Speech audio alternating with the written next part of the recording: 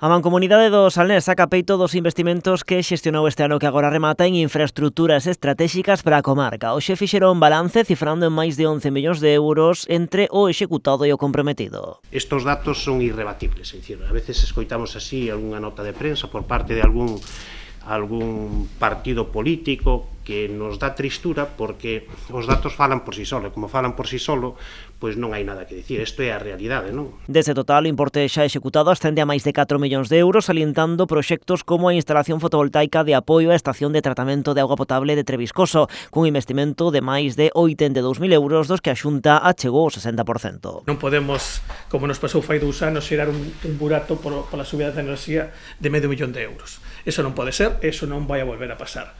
Coa infraestructura agora mismo de produción enerxética que temos, nós en moi pouco tempo vamos a ser independientes das oscilacións do precio da enerxía. Outros capítulos a destacar é a ampliación das infraestructuras de captación de auga potable en Ponte Arnelas, redactado por fases. Alí mercáronse varias parcelas para a implantación doutra planta fotovoltaica, ao tempo que se reforzou xa as instalacións que xa existen cun novo motor de propulsión. Este motor é o que nos garantiza para este verán ser capaces de suministrar suficiente auga. Sabedes que no mes de agosto do ano pasado estuvemos ao límite, rozamos pois a posibilidade de ter que facer cortes.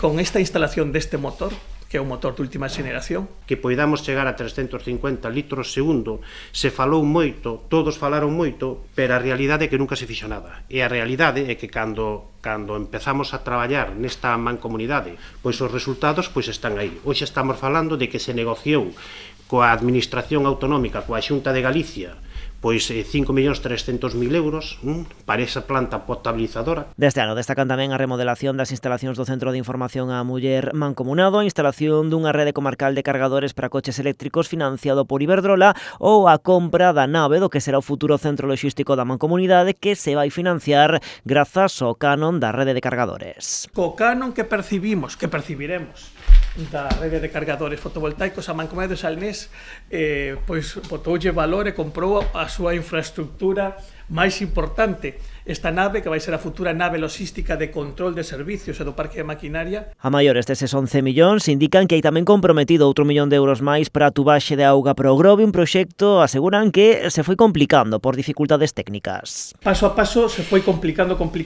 entonces estamos estudiando ese proxecto. Augas de Galicia ten comprometido a pasta para financialo, pero realmente a nivel técnico é un proxecto tremendamente complexo.